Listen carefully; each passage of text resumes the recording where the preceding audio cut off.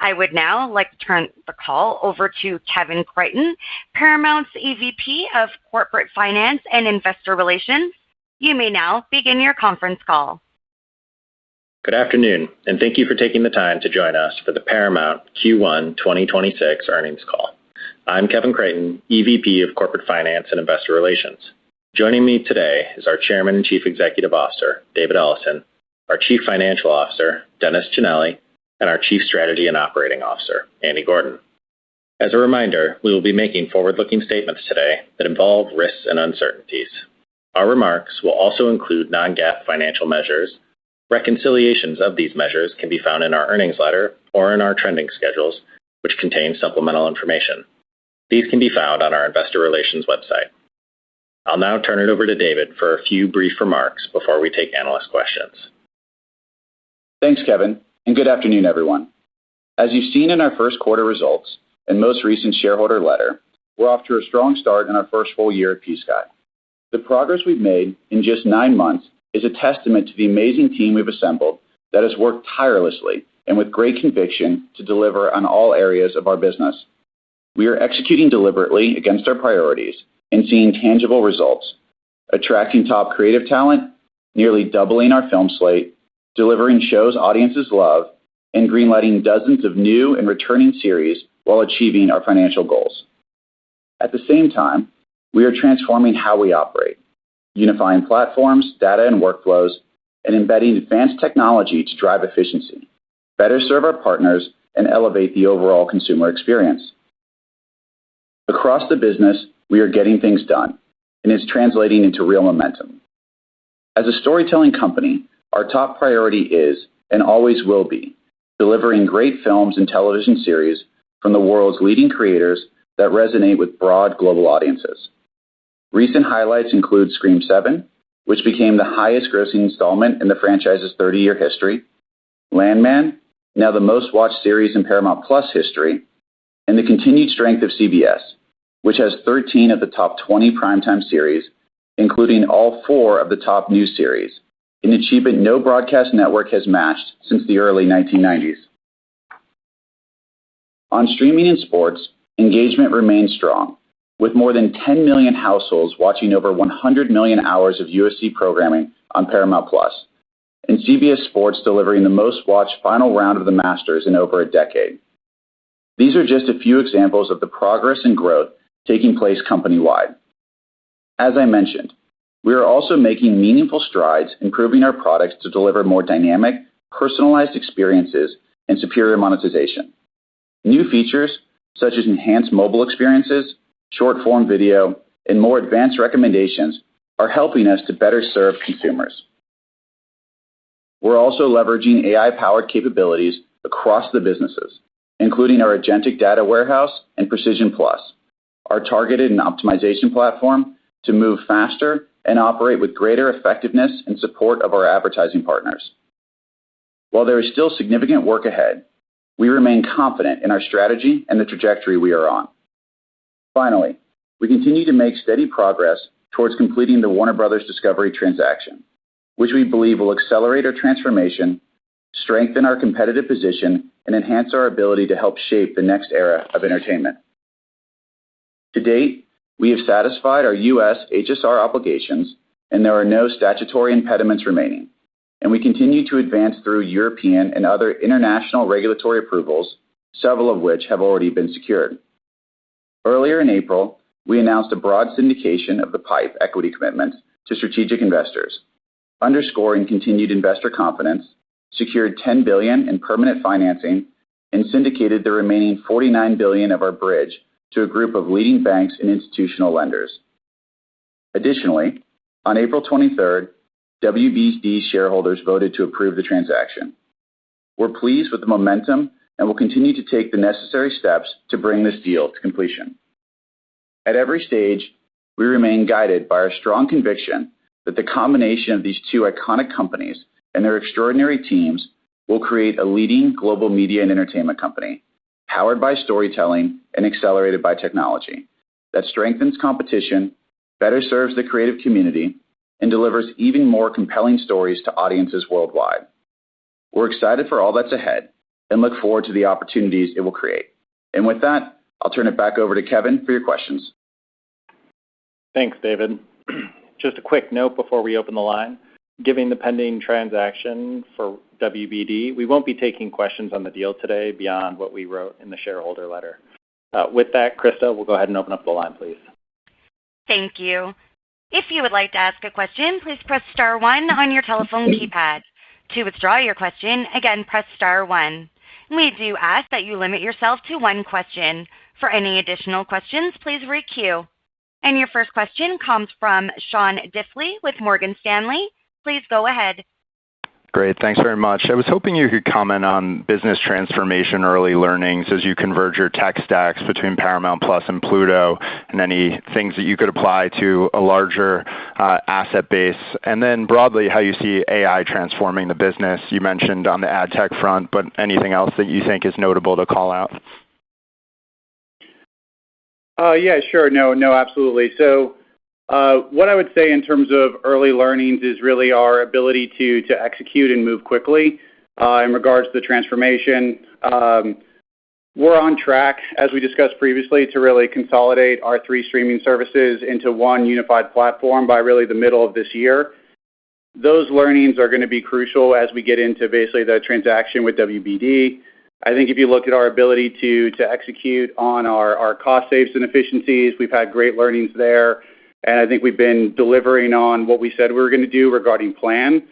So I do believe that what we've been executing at Paramount will be a good kind of accelerant in learning for everything we're doing at WBD. Getting more specific into that, as Kevin said, we're going to kind of stay a little bit away from the transaction today, given we're obviously still in the middle of the process. I'll turn it over to Andy if there's anything you want to add to that. Yeah, I would just say what we're learning also is as we integrate BET Plus, Pluto, and Paramount into 1 tech stack, it's going to accelerate our ability to do the same when we close at WBD. And in particular, when you see the consumer product that comes out this summer, I think you'll be pretty pleased about how they all will function together and create a better experience both for the free consumers on the FAST channel business of Pluto, but also on the paid subscription businesses of Paramount Plus, both ad and ad-free. So we're pretty excited about what we're doing. And look, to dive into more specifics in terms of what we're seeing on the platforms we're operating, as we said, we remain on track for convergence. That obviously has significant benefits across personalizations and recommendations. On the front end, we're modernizing the consumer-facing technology to create more dynamic, personalized experiences. As of April, you're able to see, obviously, short-form video clips, surfacing trailers, sports highlights, and library content in a curated, more personalized feed. We're working on, enhanced personalization across discovery, including AI-driven artwork. We're also focusing on building other mobile-optimized experience like live stats for live sports. All of these are, really designed to deepen engagement and, across the platform. For Pluto, basically this summer, Pluto is going to get the most significant update really since the inception of the platform. Other areas you're really seeing us, really utilize technology is across our tech and product org. Approximately 80% of our engineering organization is using code-assisted technology, which is driving meaningful production gains and really cutting approval times by more than in half. So again, it's really accelerating how we work across the business. And these investments all support our long-term D2C growth and are foundational to where we're taking the business. And again, these are all great learnings that will prepare us for the transaction at the end of the third quarter. And John, the only thing I'd add around AI transformation is we're spinning up, pods to go after AI work or AI-based workflows in the back office. So think finance, HR, operational functions, and we're really enabling both on the Paramount side, and we think this sets us up for the combination, to be able to go after AI-based workflows and efficiency in the back office, and we see that's going to be a real benefit. And so we're doing that today with the teams that David talked about, and that'll set us up well in the future as well. Yeah, just one more thing to add is on Oracle and Fusion, our ERP system. We made a major milestone in the first quarter with the remainder of that transformation to the Oracle Fusion system for Paramount standalone by early 27. So again, that puts us in a much better spot as part of the closing of Warner Brothers Discovery as well. Great. Thanks, Sean. Appreciate the question. Krista, next question, please. Your next question comes from the line of Jessica Reif Ehrlich with Bank of America Securities. Please go ahead. Thank you. With WBD, you will undoubtedly have some of the best industry assets and, of course, libraries plural. But you really do need to integrate and execute. So I guess any changes in how you're thinking about allocating capital or management attention as you integrate for the second time or about to integrate for the second time in 2 years? And then one specific question, you really do seem committed to having 30 films from once you combine. And I just, maybe you could talk about, it just seems like such a daunting task given the marketing and distribution needs. And maybe I'm like the only person on this call that might remember this, but in the early Disney days with Michael Eisner and Jeffrey Katzenberg, they tried this, and it was just too much. So I'm just wondering how you're thinking about 30 movies and why that many? Like, what will it do to elevate Paramount Skydance and whatever the new company will be called? Yeah, sure. Thanks, Jessica. Before we jump in, just want to be clear, we've had a couple of questions on WBD now.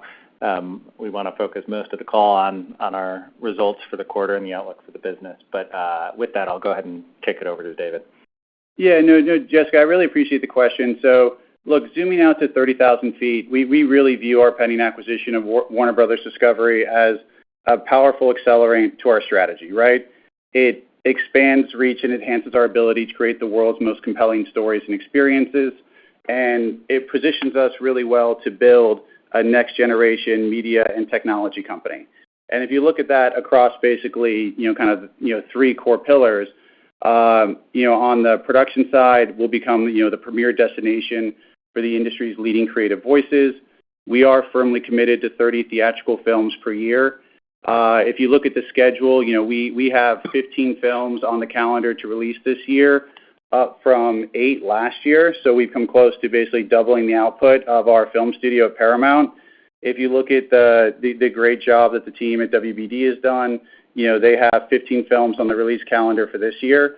So the two companies are actually making 30 films to date, which I think is important to note and accelerating. And, under those studios will be some of the most beloved franchises of all times, including Harry Potter, Top Gun, Star Trek, Looney Tunes, Game of Thrones, Yellowstone. We really do think it's an incredibly exciting and powerful, creative content engine. By bringing these two businesses together, we really do build a scaled D2C competitor, and it accelerates our goals there. It gives you over 200 million D2C subscribers across more than 100 countries, which really does basically position us well to compete with the leading streaming services in the space. And, across our linear businesses, it's a presence in over 200 countries, a portfolio of cable and free-to-air networks such as, CBS, CNN, TBS, TNT, Food Network, all of which we think positions us really well across every single vertical in the business. And as we've talked about in regards to operational efficiencies, we're pleased with the way we've been executing at Paramount and believe we'll be able to deliver on exactly what we said we're going to do at Warner Brothers Discovery. So from a strategic standpoint, we could not be more excited about the transaction. We are also, on track to, get this done by September of this year. So those are all the reasons that we're excited and have a high degree of confidence around our ability to execute. And with that, in the most respectful way, we really have to kind of stay away at this point in time from stuff on WBD and really focus on the company that we're operating today. Your next question comes from the line of Robert Fishman with MoffettNathanson. Please go ahead. Hi, good afternoon. Is the current plan to allocate more of your overall company programming budget towards the higher quality content like NFL, UFC, obviously, and these blockbuster Paramount movies? Or do you prefer to spread your budget out to more of a volume-based approach going forward? And then on a related note, just following up on the first question, after launching those short videos and clips in Paramount Plus, is the ultimate goal to better compete with YouTube and TikTok for those short-form ad dollars, or is it just to drive more engagement and extend the premium ad dollars that you're already getting from your networks? Thank you. Yeah. So look, I'll take the first half, and then Andy and Dennis, if you guys want to, obviously jump in on the back end around monetization. So look, I'll say kind of a core thematic for us has always been quality is the best business plan. Really making sure you aim high and you don't stop working until you get there. And in the competitive landscape that we find ourselves in today, we think that's essential from a creative standpoint. And that's a philosophy that we're going to continue to deploy across our film and television studios as well as our streaming services. CBS across the sports side has really focused, we think, quite well on big events that matter, delivering a record-setting NFL season. We just delivered one of the most successful, obviously, Masters finals. So we do think that emphasis on quality and aiming high in terms of a storytelling standpoint is really critical. But at the same point in time, we've also increased our investment in content this year. As we said, we've doubled the output roughly of the film studio. And in the D2C space, we've effectively come close to doubling the output in terms of our original series that we've obviously greenlit since we've been at the company. And so we do believe that we can maintain that quality bar while scaling, and we think that's essential towards accomplishing our growth goals. Dennis, anything you want to I'd turn it over to you around monetization.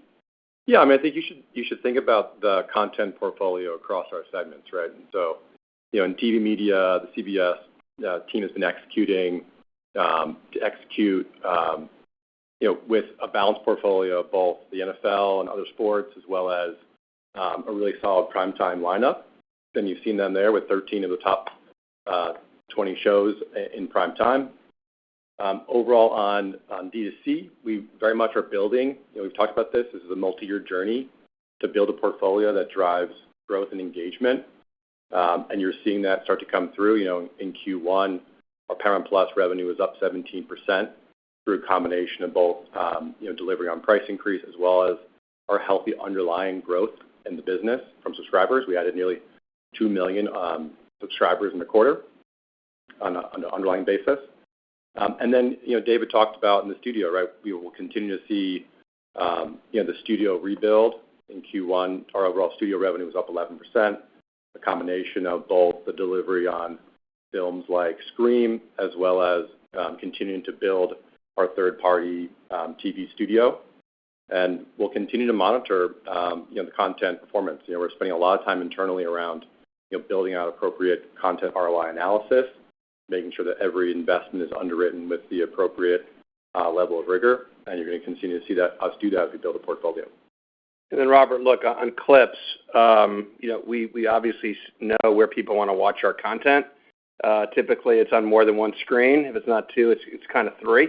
And so the ability to have a vertical short-form product that we can then deepen engagement across our user base, keep people more involved and want to spend more time with our content is critical to our future. So this is just the beginning. I would view it as a beta test, but I would say right now we're seeing high engagement of people looking at clips and then coming into our various forms of content, whether it be news, sports, or entertainment. And so we're pretty excited about sort of what that means for the future. And the last thing I would say is you look at how fast the team has been able to roll out these level of innovations.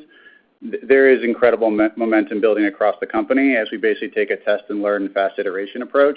And we're really pleased with the early metrics, but again, it's early innings right now. Great. Thanks, Robert. Your next question comes from the line of Rich Greenfield with Lightshed Partners. Please go ahead. Hi, thanks for taking the question. David, you've got, very large D2C ambitions if I go back to your original manifesto letter that you wrote when the transaction closed. I'm curious, as you think about your engagement goals for Paramount Plus in 2026 and 2027, given sort of the size of the investments you've made since taking control, I guess, how should we think about how fast you think you can move the goalpost on engagement, and how does the tech or UI tech stack rebuild this summer play into that engagement change or the step function you're hoping in engagement? And then just quickly on the same topic, but Paramount Plus has used channel stores pretty aggressively since its launch, even going back to the CBS All Access days. What is your view on channel stores, and should you be using them or should you not long term? Rich, great question. To kind of Look, to summarize basically the first part, it's a combination of increased content investments and increased tech investments when you look at it, right? Like, it really is to achieve our goals that we're working towards in streaming, we need to invest in obviously more content on platform. I think if you take a look at what's obviously coming in 2026, we have new seasons of The Agency, Star Trek, Lioness, Mobland, Tulsa King. We have Dutton Ranch obviously coming this summer. Frisco's King from Taylor Sheridan. On sports, you're seeing us, obviously continue to invest. UFC is obviously year-round. We have the NFL, March Madness, UEFA Champions League, a new partnership with the WNBA. And we've also greenlit a significant amount of new series from third-party studios, such as Discretion, with Nicole Kidman and Elle Fanning, 9/12 with Jeremy Strong, and Fear Not with Anne Hathaway. So we do need to invest, obviously, more in content, which you're seeing us doing across the platform. We also have to invest significantly in terms of the tech piece of our product. And what I would say is we are on track to basically accomplish convergence by the middle of this year. You will see significant improvements on the platform once we roll that out, but that really is, in our view, getting to the starting line of all the work that we need to get done to really reach to be what we would define as best in class, and we are hiring against that goal. When you look at the resources that we're putting into engineering talent and AI talent to really put us in a position to compete with the leaders in the industry, and it's that combination of art and technology working hand-to-hand together that drive growth, that drive engagement, and all of the key metrics that are required to building a truly scaled business. The pending transaction serves as an accelerant towards that goal. So I think if you then go to the channels question, that really is on a case-by-case basis. We evaluate all partnerships really looking for win-wins across the board, and that's really going to be the philosophy that we continue going forward. And so there's nothing further we can comment on that at this time, other than we will continue to look for what we think positions us and our partners to be able to win side by side along one another. The only thing I'd say, Rich, it's a good question on engagement, but you're going to see us just focus on making sure it's like high quality, high calorie engagement. If you look at the UFC viewers, they're averaging 15 years younger, right? They're staying on the platform longer. What we're doing on Pluto, we're switching to VOD, so these are VODs up 60% per user. So these are higher quality engagement metrics. This helps us as we think about monetization, right? As we think through the year, as we continue to invest in our ads monetization, fill rates were up in Paramount Plus and in Pluto. And so, your point is valid on engagement, but we're also sort of taking it a step further, making sure it's high quality, high calorie engagement. Your next question comes from the line of Steven Cahall with Wells Fargo. Please go ahead. Thank you. Couple questions on DTC. So Paramount Plus, I think, grew around 17% in the quarter. Strong for sure. I know it's slowed just a little bit the last couple of quarters, even with the addition of UFC. I don't think the hard bundles had a big impact on that, but maybe it did. And I think your guidance has revenue growth kind of second half weighted. So just wondering if there's a good way for us to think about the underlying drivers of growth at Paramount Plus and how we think about it maybe accelerating towards the back half of the year. And then just to follow up on DTC EBITDA, I think there was a content expense benefit in the quarter on programming amortization, maybe a change in accounting from Skydance. Can you just help us understand how that impacts the business going forward in terms of adjusted EBITDA, and if there's any comparability we need to be aware of for the segment? Thank you. Yes, Steve, let me, this is Dennis, let me sort of work through this. So maybe it's helpful overall context for the quarter on EBITDA. For the quarter on EBITDA, we came in at the high end on revenue, beat on adjusted EBITDA. In general, expenses were a bit lighter than we had planned for. This is primarily around slower pacing of hiring. And to your point, some of the shift in timing of content. We generally view overall expenses for the year will be on track with our expectations. This is including D2C. So we're just going to balance some of the content timing. What you'll see on D2C in terms of EBITDA, we will see some margin hit in D2C just based on when the slate launches in Q3 and Q4. We should plan for that. As we think about overall in Paramount Plus, we feel really good about the trajectory. As we talked about, Paramount Plus was up 17% year-on-year, driven by 14% increase in ARPU. That was a mix of both, the price increase in January, as well as our continued improvement in the underlying subscriber base in the mix there. So on the quarter, we were up 700K subscribers. Underneath that, we added 2 million underlying subscribers, and we exited a little over 1 million of international hard bundles. I think for context for everybody, those hard bundles, the average ARPU is less than $1. So these are really uneconomic uneconomic subscribers. And so what will continue to drive the business for the rest of the year is we will continue to see healthy growth on underlying subscribers, especially as our content slate fills in and throughout the year. And we will continue to see our improvement in ad monetization. Great. And then content benefit. You want to just quickly?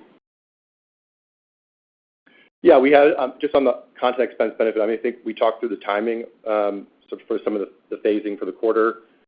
We do have some benefit from the Skydance transaction that flows through this year. It steps down next year, so we won't get into any specifics, but there is some benefit, and we recasted financials, so you kind of see that. You'll see that in the recast, and we'll call out if there's any material, if there's anything material each quarter. Your next question comes from the line of Michael Ng with Goldman Sachs. Please go ahead.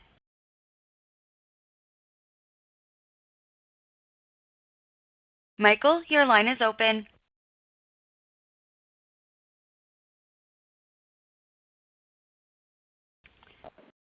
Your next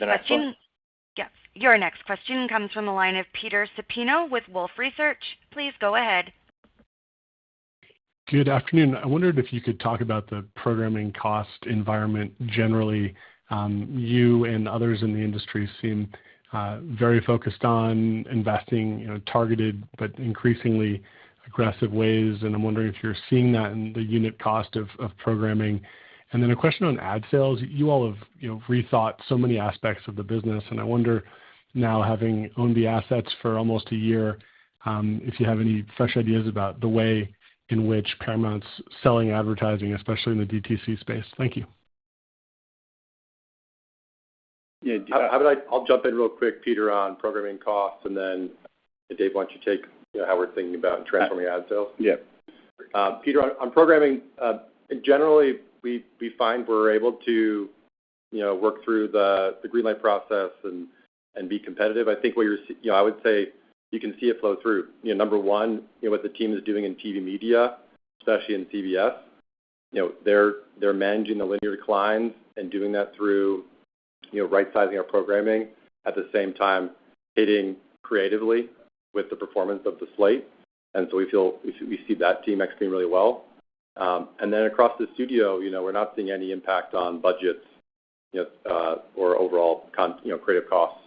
So nothing generally we're seeing in terms of trends that we'd call out. Yeah, I agree. Yeah, and then look, when you're talking about advertising and particularly ad tech, we talked about this on our previous earnings call, where the advertising business is a big focus for us and a big area of opportunity that we identified early on, and we're actively working to obviously improve our ads business. We're retooling our go-to-market. We're consolidating our national sales organizations into a single client-centric structure under unified leadership. We brought in, new talent from, I would say, digital leading platforms like Amazon, Google, Hulu, Roku, etc. We're making platform investments and working through key areas investment. On the ad tech side, we have Precision Plus, which is our AI-powered ad product that combines first-party and third-party data. That's generating, positive early market feedback and driving performance efficiency gains above benchmarks. you're also seeing us basically, obviously, on the, we have a format innovation pod that's driving new ad experiences, including streaming fixed units, sports DAI, and scaling for UFC. And, we're also using AI-driven QA, which has also been really impactful. So, what I would say is that is overall an area that we identified as a real opportunity for us. We are making all of the adjustments, and we're really pleased with the, I'd say, early results that we're seeing. We also just completed, our first upfront. Feedback has been incredibly positive. So I'd say, underlying momentum is really good. There's work to do, but we're excited about how fast the teams are accelerating. I could just add in terms of the results. So, as David said, we feel pretty good about the building momentum on terms of ad performance. Q1 overall ads declined 3%, but it improved versus Q4.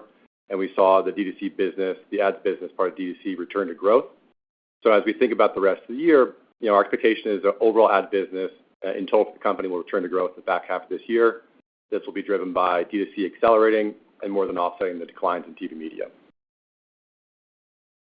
And we have time for one more question, and that question comes from Michael Morris with Guggenheim Securities. Please go ahead. Thank you. Good afternoon. Two things. One, I'm hoping you could share a little bit more detail on UFC and how that's been performing in the first, several months now that I think you've had about 10 events there. Curious how it's performing and also, how it benefits the business more broadly, whether there are more sort of things to come over the course of the year as you use that property.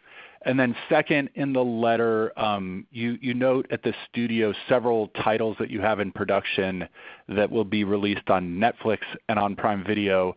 So I'd love to hear, again, maybe why it's important for the studio to be selling content to services that are also competitors for both engagement and subscriptions.